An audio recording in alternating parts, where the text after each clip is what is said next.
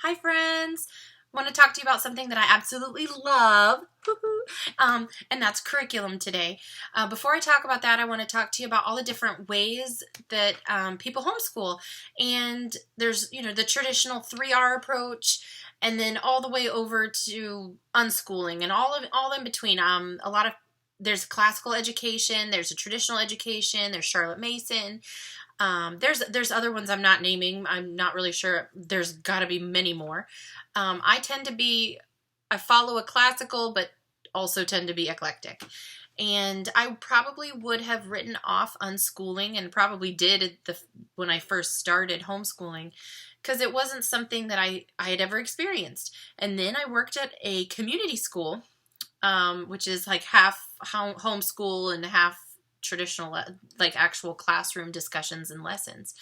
And I had a student there, that Andrew Murray, and he was the smartest kid in the class, and everybody knew it. And he had been unschooled. There were no real formal lessons. He was allowed to explore and research and just ask questions and find answers.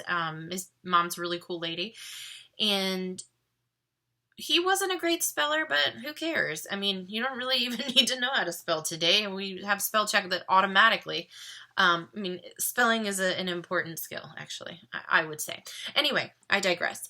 The other thing before I get to curriculum share is it's not the only way to learn something. You don't have to have a textbook to learn everything, and the best learning is going to be experiential. We can talk, everybody has a different learning style, but experiential learning is how memories are made. So having a co-op, having a support group is important, but having a co-op is something that it's almost like a community curriculum. It's like you're doing stuff together, and you're not the only teacher. Your kids are learning from other people, and I signed Jane up for youth and government and classes through Michelle Hanchett. She's a wealth of knowledge and a veteran homeschooler. And I have done co-ops using specific curriculum. Dana Cook and I have done Tapestry of Grace together for years. We're kind of on a break with our babies, but we'll get back into it eventually. But we still co-opt this year with some friends, just a small group of moms, Christy, Krista, Dana, Michelle, and Kelly. We just had all girls, and we're willing to kind of do some teaching share. So I'm just so grateful that Christy and Kristen took the lead to teach literature and writing, and we just kind of sprinkled it with art, and the girls had a great time, and they were more motivated, and it took some of the burden off of the moms. I also have like a little close group with my friend Abby and Leslie that our kids do science together. We don't even do it every week. We don't even do it every other week. I think that we're probably halfway through our book this year. And we never even scheduled like a regular meeting. We were like, hey, can you do it? Can you do it? And we would get the kids together, share a meal, and do a science lesson. And that was, it was great because we knew that we would be able to help each other out, and the kids would still be learning and having fun. And when they learn by having fun, when you make a mobile of the planets, it's so much more than looking at a piece of paper and reciting it. And of course they learned, my very energetic mother just served us 9 peaches, or whatever your mnemonic. I think they made their own mnemonic devices. Anyway, curriculum. I have so much to share about this. I love seeing how different people design and their packages or their curriculum, the pedagogy, like the order of teaching these lessons. I love finding out different ways because it's improved upon all the time. And I guarantee I went to public school, and we didn't learn history the way that I think it's best taught now.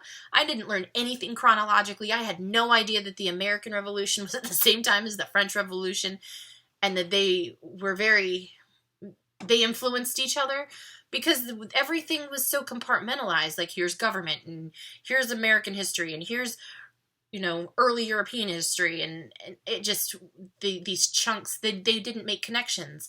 And now that I've taught history, I love teaching history. I probably love teaching all the subjects, but one of the curriculum that I really love, and it was a huge investment, not just financially, but like over time, learning how to use it and implement it, is called Tapestry of Grace. And the lady, her name's Marcia Somerville, who created it. She's kind of a genius. She says it best. It's a buffet of all you can do to learn this rich depth of, to explore to such a rich depth. You can't do it all. You're just going to have to pick and choose what from that curriculum would work with your child and what they're interested in.